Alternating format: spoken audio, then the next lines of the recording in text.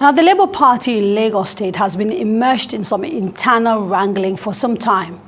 Latest is the alleged appointment of a successor solely by the former chairman Kayode Salako, who stepped down to contest the House of Rep seat in Oshodi Isolo constituency.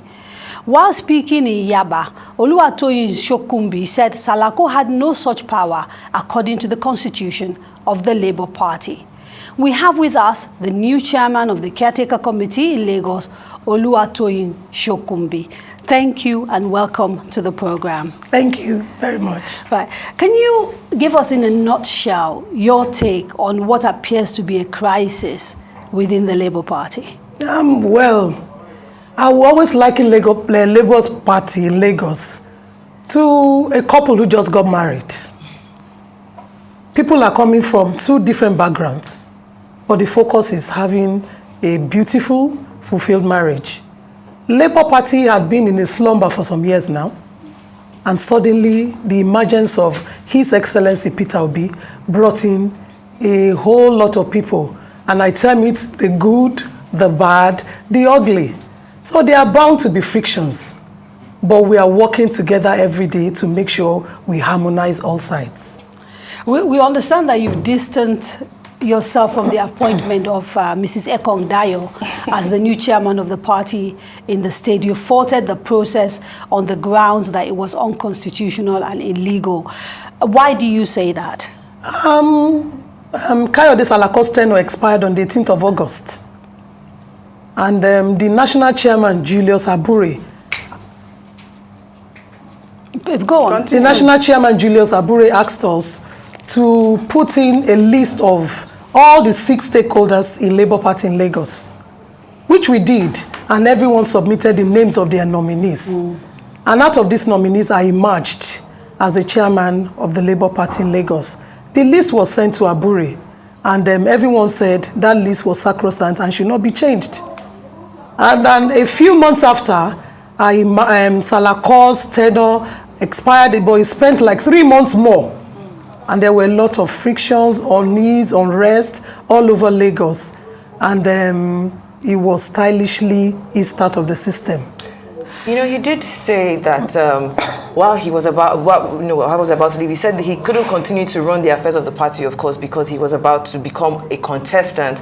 And he said that the reason why he did this handover the way he did is because it's the structure that had been built for months. I quote him here, he says, the greatest asset any politician can have is structure. Do you fault this? What is it about this particular handover that doesn't sit right with you? When Honorable Kayode Salako came in as the chairman of the Caretaker Committee, he met structures on ground. We had been in Labour Party even before the emergence of His Excellency Peter Obi, and we had structures in the 20 local governments of Lagos State and all the wards running. So when he came, even though we were not aware of him being a member of the party in Lagos State, we welcomed him, and we asked him that we were ready to work with him. But unfortunately, he had his own agenda. Instead of harmonization, he was doing imposition in all the local governments. So we had parallel local government structures, and this demoralized a lot of people. So that was why we faulted, because he claimed he met nothing on ground. That's not true.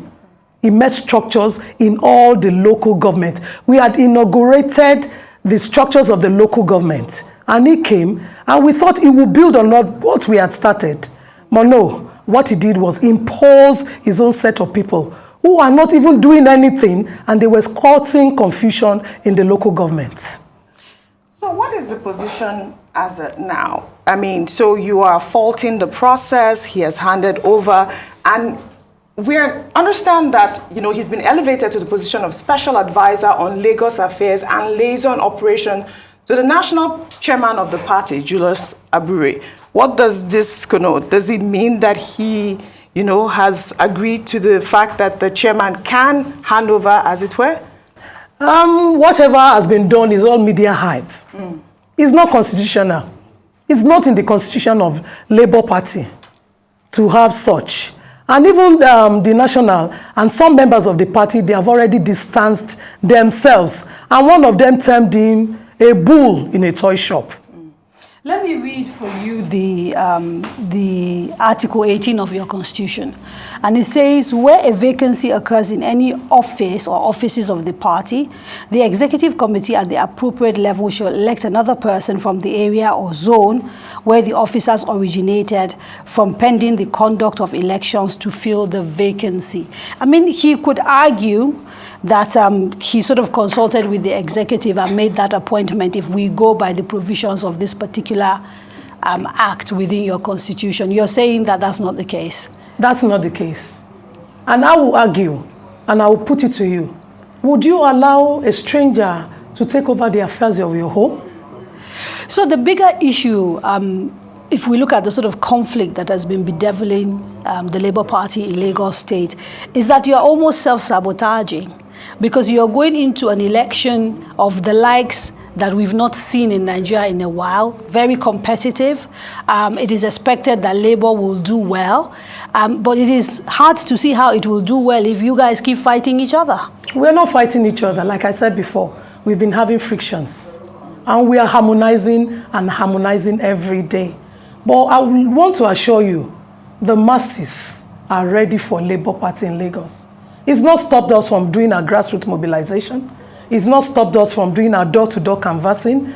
It's not stopped us from going to the marketplaces and to where the masses who are ready for us are. So if it is not that significant, why hold on to it? Why not give up?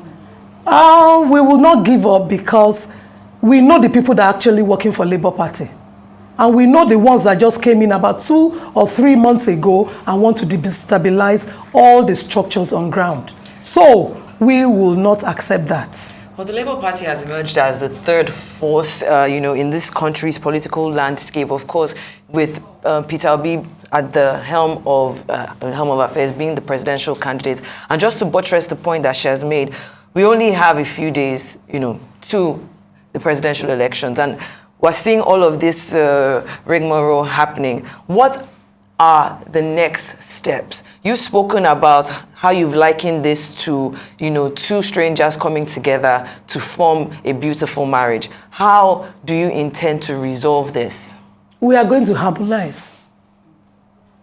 We had a meeting about 2 days ago, and we decided we are going to harmonize. Harmonize how?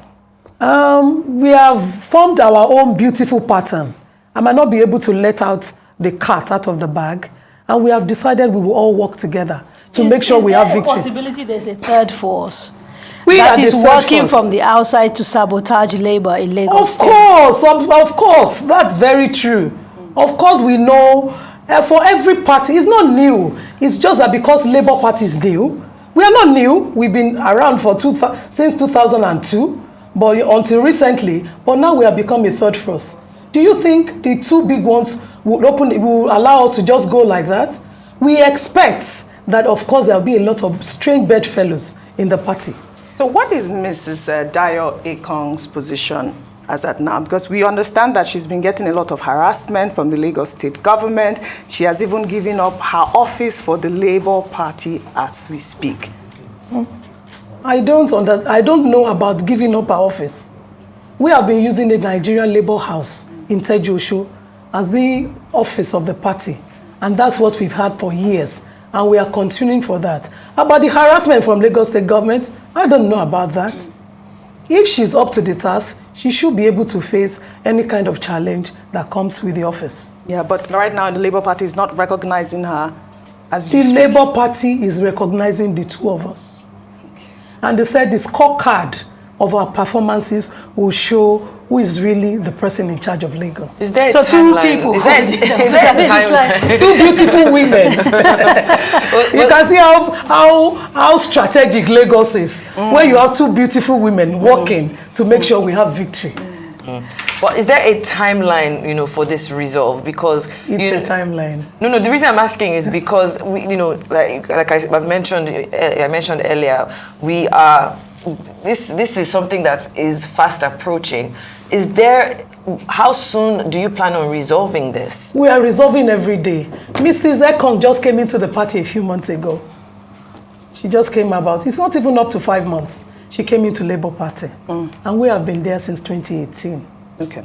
So now, the question on everybody's mouth now is that if you cannot put your house in order at this point, how do you expect to run against a strong party like the APC in Lagos State? PDP to have their problems, don't they? They have their problems. But that we're asking it's you just that the within your focus party. is Let's talk about the Labour Party. Yes. Labour Party, like I said, we are going to harmonize. And it's not stopped us from doing the work we have set out to do. We have structures in all the 20 local governments of Lagos State, and we have structures in all the wards of the state. Yes, we do. Are you putting your personal interest ahead of that of your party? No, I am not. I'm not speaking for myself. I'm not there by myself. I was appointed by the people. Oh, that's an interesting point. But I mean, for me, I'm just interested in, conversation between yourself and, Mrs. Ekong. Has that happened? Has there been maybe, just trying to come to terms with understanding what your dreams are for the party, what her dreams are, and seeing how some kind of compromise can be met? Mrs. Ekong, or Pastor Mrs. Ekong, is not new to me. We've met on some occasions, and we met about 2 days ago too, trying to seek for a way to forge and work together. Can you maybe give us some insight into that conversation that you had 2 days ago? No, until when it's been resolved? Until when it's been resolved. All right, then. Thank you so much for that. Now.